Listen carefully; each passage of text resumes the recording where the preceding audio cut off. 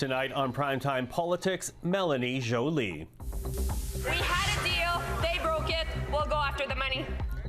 The industry minister will join the program this evening, here to talk about Stellantis, the government's action against that company, and the fight to save jobs and industries in the face of Trump's trade policies. Also, the ambassador has done a fantastic job for Canada for 6 years. Words of praise for Canada's outgoing ambassador to the United States. But what skill sets will the next ambassador need as the three amigos revisit CUSMA in 2026? We'll speak to former UN Ambassador Louise Blais. And nevertheless, uncertainty remains high, and the range of possible outcomes is wider than usual.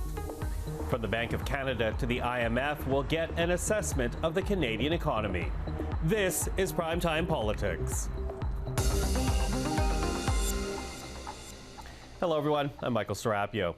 Well, the industry minister found herself under the microscope in the Commons today, asked a question by Conservative MP Kyle Seaback about the nature of job guarantees reportedly provided by Stellantis to the federal government. Now, since 2023, Ottawa has provided over $200 million to Stellantis to retool the company's plants in Windsor and Brampton. But earlier this year, the car company announced it would be moving production out of Brampton to a car plant in Illinois. That has led to thousands of job losses at the Canadian facility, and Ottawa is now threatening to sue the car company. Well, with that background, take a listen now to the question that was asked in the Commons about Stellantis today.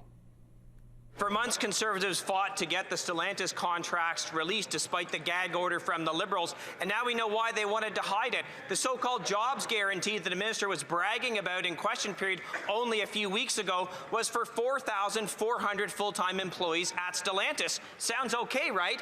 Except Stellantis had 8,000 employees at the time the contract was signed. That would allow them to lay off 3,500 workers and still get the money. Is that why they fired 3,000 auto workers in Brampton, took the cash, and sent the jobs to Donald Trump? Honorable Minister de l'Industrie. Mr. Speaker, we are with our workers in the auto sector that are victims of the unjustified and unjustifiable American tariffs, and will continue to fight for their jobs. When it comes to Stellantis, we had a deal, they broke it, we'll go after the money. Joining us now is the industry minister, Mélanie Joly. Minister, thank you for the time. Thank you, Michael. It's a pleasure. So I do want to begin with Kyle Seaback because he was asking about the job guarantees Stellantis made to the federal government. I'm wondering if you could walk us through what numbers, if any, were guaranteed in terms of jobs in exchange for government support. I think that what is really, really important to remember is that first and foremost, the auto industry is victim of the tariffs, of the American tariffs. So for us, it's fundamental that we protect jobs, and Stellantis' decision to move production from Brampton to the US is completely unacceptable. So we're suing Stellantis because basically we had a deal, they broke it, and we want our money back. So that's our first point. Second point is, for those watching us at home and don't necessarily understand all the contracts and everything that is going on, what happened is, for the first time in 15 years, the government was able to attract jobs, to create jobs and attract investments in the Windsor area and also in the St. Thomas area, so in southwestern Ontario. And the goal was to build new battery facilities, yes, supported by taxpayers' money, which was essentially what the US was doing under the Biden administration. And we were competing against the US to be able to attract these investments. And through that, we were able to create already 1,000 jobs in Windsor and 1,500 to go, because basically production has just started. And so that's why for us, when we negotiated that funding to support the LG and Stellantis joint venture that is called Nexstar, we decided to say, well, if you want taxpayers' money, you need to protect the Brampton facility. And so that was the deal. And that's why we think that Stellantis is on the hook. Okay, so to protect the Brampton facility, but did that translate into a specific job number for Brampton in your discussions with Stellantis? It's what happened is there's two contracts. The first one was linked with a job number, and then there's an amendment to that contract. And in the amendment, that's where we link the Brampton facility. And so that's why you have to read both together. And obviously the opposition, rather than working as one Team Canada, pushing back against the Trump tariffs, or trying to blame the government for actually attracting investments and creating jobs, which I think is completely ridiculous. I think that Canadians see through all this. They want us to fight against the American tariffs as we're in this trade war. And so that's what I'm trying to do every single day. Fight against the American tariffs, make sure that Stellantis is on the hook, working with the workers and, of course, their unions, which is in this case Unifor, as one strong team, and making sure that ultimately we save the jobs in the auto sector in Ontario, period. Now, you did tell a Commons Committee last week that you've served notice of default to Stellantis. And I'm wondering if there's been any signal from that car company that they are willing to get production back to Brampton sooner rather than later. Well, so we're having conversations. I met also with the entire auto sector this morning, and all of them were represented. So Toyota, Honda, Stellantis, GM, and also Ford. And so these are the five OEMs, like we call. So basically the five automakers that are building cars in Canada.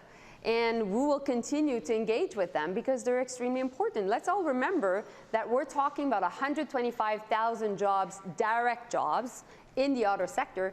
But because this sector has so much impact on other types of jobs, ultimately it's 500,000 jobs. There's no other sector in Canada that has this impact, economically speaking. So if we want to make sure that we protect these jobs, we need to make sure that we push back against Stellantis, because I don't want to open the floodgate of automakers leaving the country.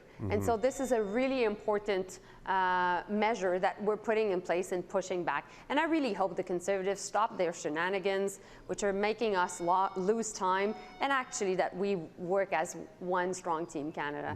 And I think Canadians are expecting from us that we work as one. Last time we negotiated NAFTA, we worked as one Team Canada. Why aren't they now? I think that you can see my frustration. It shows how much it's counterproductive. Well, I do wonder, though, again, you're in the process of suing Stellantis. You put in that notice. The suit's not yet there. Any indication that they are willing to reconsider because you're moving forward with this type of, I guess, punishment for moving the plant? We have to do both. So we have to be able to hold them to account, meanwhile continue to have conversations. You know, when I was in foreign affairs, we used to do that as well. We used to make sure that sometimes on certain issues we would pressure a country, and at the same time we would be able to engage diplomatically.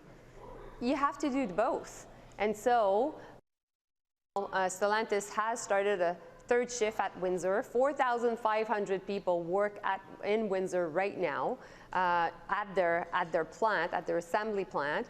Meanwhile, there's 1,000 new people working also at another plant in Windsor, which is that joint venture I was talking to you about between LG, a Korean company, and Stellantis, and they're building batteries, and they are in the midst of also hiring 1,500 people more. And so only that is actually 6,000 people.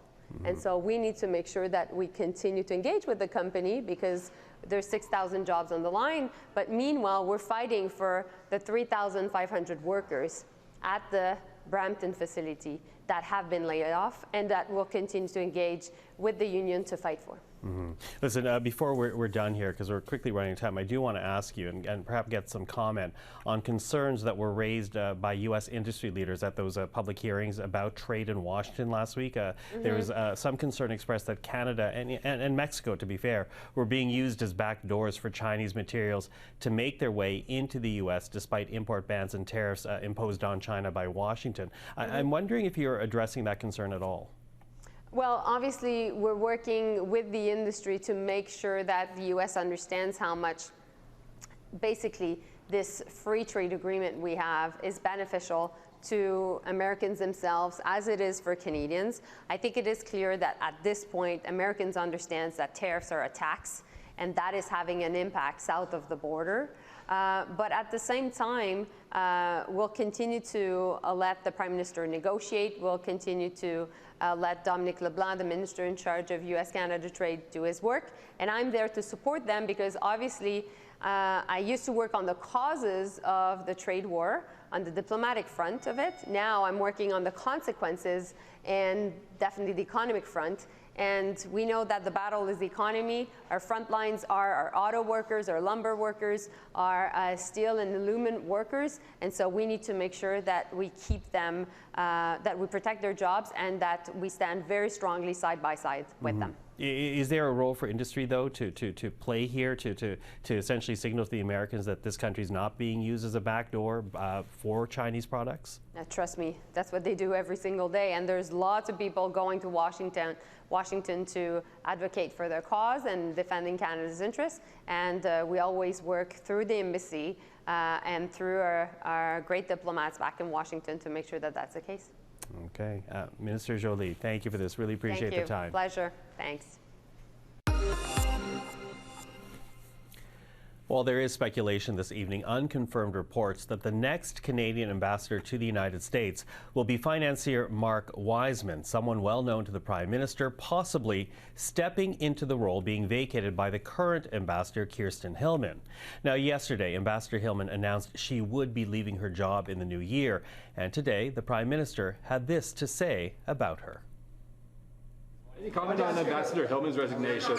How are you going to replace Ambassador Hillman? The ambassador has done a fantastic job for Canada for 6 years. 4 as ambassador, a little more than 4 as ambassador, and then 2 before that, across a huge range of issues. Obviously, we always have a huge range of issues with the United States, and particularly in the most recent time, during an intense period of discussions, as everyone knows, with the U.S.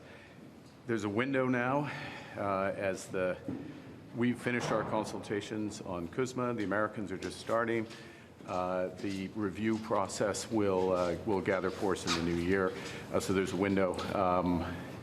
And exceptional public servant. We're all in her debt. And I just want to thank her again for her contributions. Are you considering Mark Wiseman as a replacement? How soon will you solve this ambassador?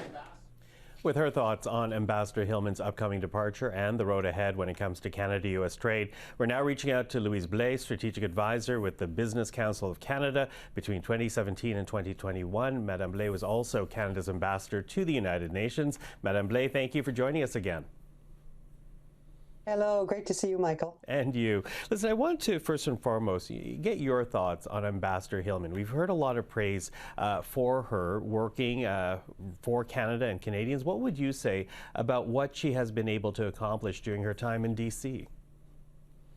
Well, look, I think she did her best, and she's definitely had a lot of experience. And when she was number 2 at the embassy, she helped the renewal of NAFTA into USMCA, and she was at the center of that, and her skill set and her experience as trade negotiator were extremely useful at that time. And then she became ambassador. I think she cites for herself that, one of the things she's most proud of is, of course, the release of the 2 Michaels. They worked really closely with the United States, but she was also there at a time where there was a lot of challenges, and not just on the Trump administration side, but there were some difficulties, obviously, coming from the Biden administration, such as IRA and Build Back Better Act, and many of those contain a lot of Buy America provisions. So it's been a sort of a bumpy ride, but I think she leaves with her head held high, and but now it's time for a change. Time for a change. What do you make of the timing then? Because she is leaving just before the CUSMA review begins in earnest next year. Well, I think that the deal with the Prime Minister was always that she was going to try to stay she was going to stay a little longer than she had anticipated to help the Prime Minister through the negotiations that we have been in with until they were called off by the President. So I think now the time's right. There's been a pause, and now it looks as if the government wants to look forward to USMCA review.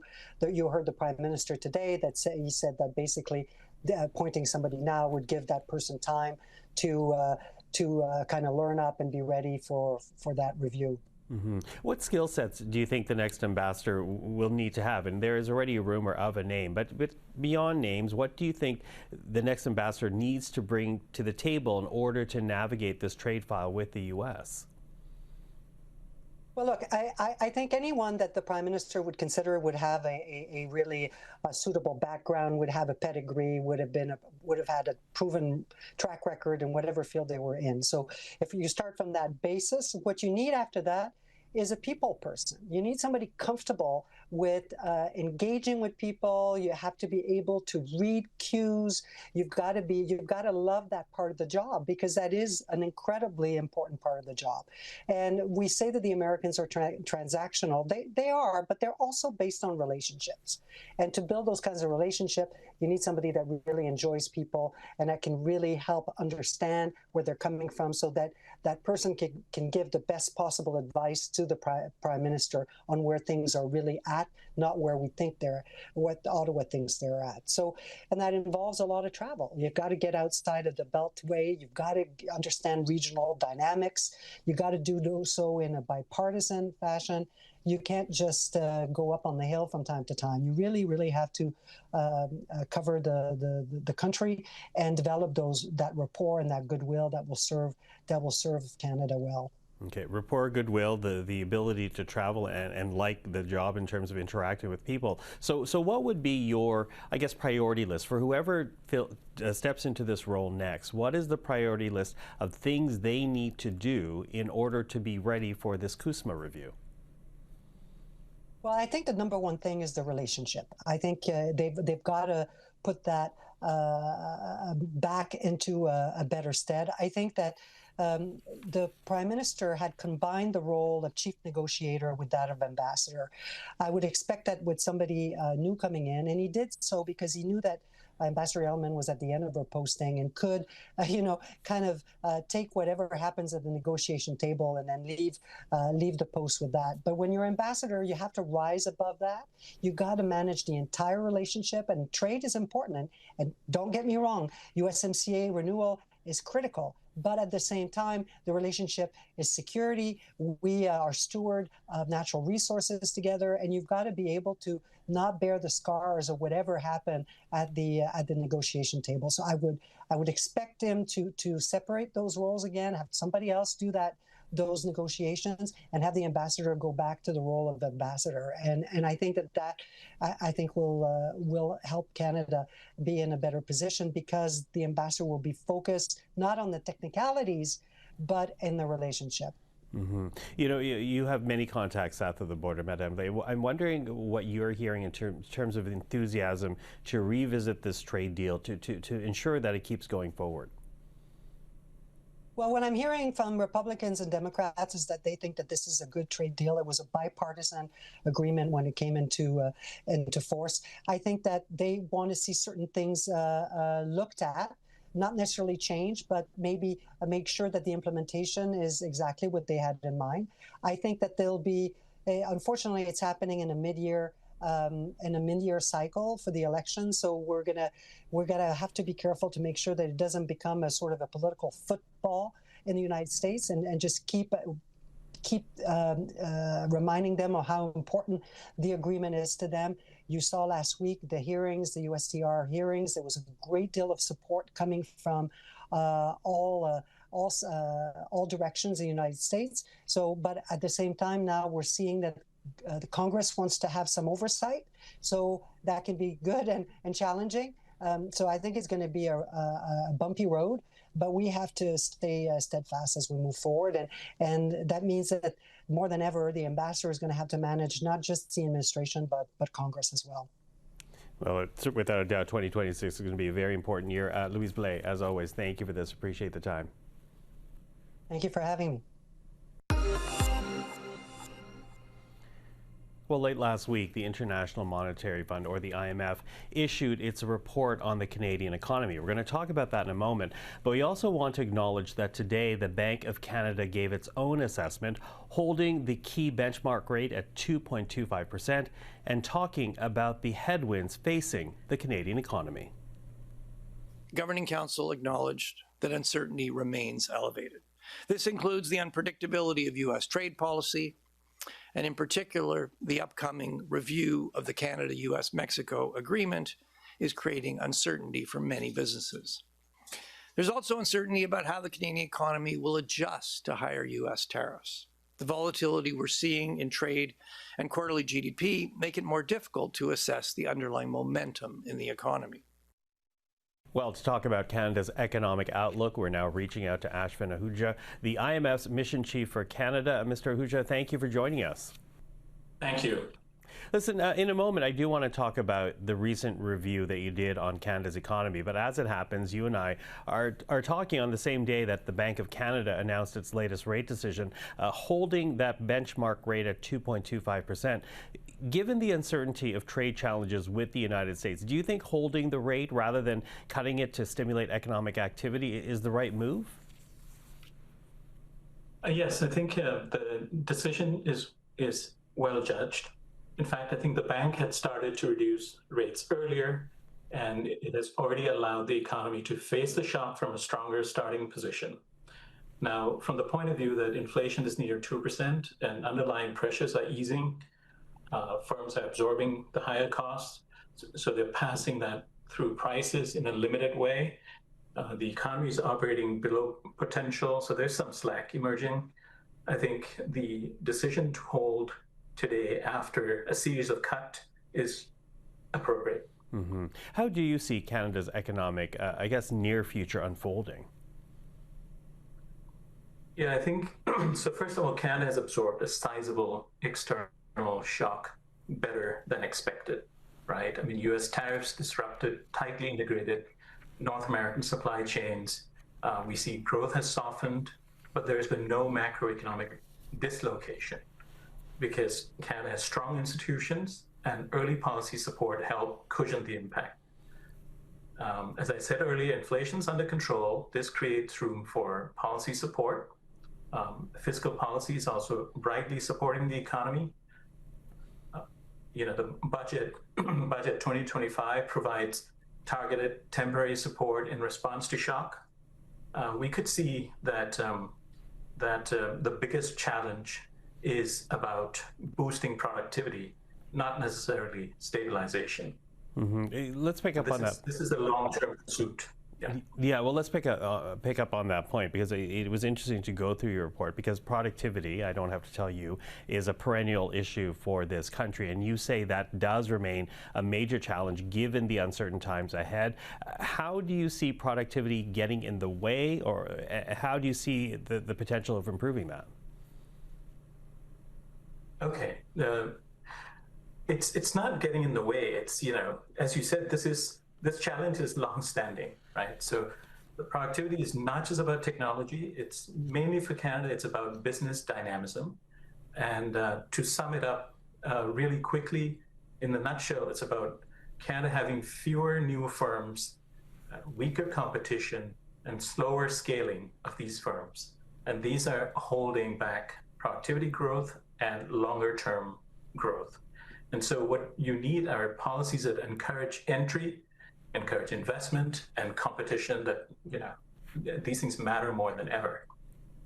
Mm-hmm. Well, the government has unveiled a budget where it talks about catalytic investment. Do you see that as improving productivity in this country?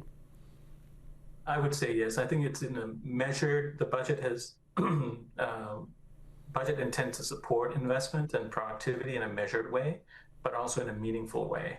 And I would like to, highlight a couple of things, as you've seen in our concluding statement, which is the productivity super deduction, the accelerated investment incentives. These will help lower the tax burden on new capital by over 2 percentage points. It's basically saying that Canada is now one of the most competitive advanced economies for new business investment from tax perspective, right? You also see in the budget a more predictable scientific research and experimental development, or SR&ED, that would strengthen innovation incentives. And these, I think, together are the main policies that would support capital deepening and growth over time. So you see there's things in the budget that might be able to help. But, you know, it was interesting in your report as well, though, to see the concerns that you're raising about Canada's financial anchors. This government looking to a declining deficit to GDP ratio and a promise to balance operational expenses as their fiscal guardrails. But it seems you think there needs to be more. Is that fair to say? I would think that, okay, the budget reflects a deliberate response to a shock, right? And it's done within a still credible framework. And credibility is not automatic. It's earned, and Canadian governments have over time earned it through clear anchors, transparent communication, and also consistent execution over time. What the IMF assesses here is the policy framework and its internal consistency. So on the economics, the budget doesn't signal a loss of control. In fact, it projects a temporary increase in deficits in response to a major external shock, followed by a decline over the medium term. What we want to see, reinstated would be making the debt to GDP ratio the clear top anchor, with the new anchors that they announce, which are the deficit and operating balance measures, used as supporting tools. I think this way, the IMF sees that it would improve coherence and accountability. It would help explain how short-term flexibility, which is needed, very much so at the moment, would fit within the long-term discipline. So that is one fiscal anchor you'd like to see this government do. You know, I do wonder as well what you think about Canada's room to be making investments in this moment in time. This government has made the decision to divide operational costs away from capital costs. There are questions being asked in this country as to how much room the government actually has to make big investments when it comes to capital costs. What can you say about the health of the Canadian economy to be investing deeply in this moment in time? I think this is the right time. This is in fact the right time, right? The budget is using Canada's fiscal space, which we see as available, more than available than in other G7 economies, but not unlimited, right? We see that the government is using this fiscal space to support activity in the near term and also invest in the longer term growth potential, which is exactly what we would like to endorse, which is exactly what we'd like to see done elsewhere as well.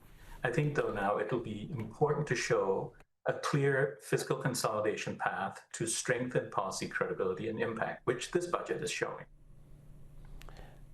Mr. Ahuja, I thank you for this. I thank you for the time this evening to talk about your report. Really appreciate it. Thank you so much. My pleasure. And that is Primetime Politics for this Wednesday. I'm Michael Serapio. For everyone here at CPAC, thank you for watching. Primetime Politics is back tomorrow evening. Until then, take care.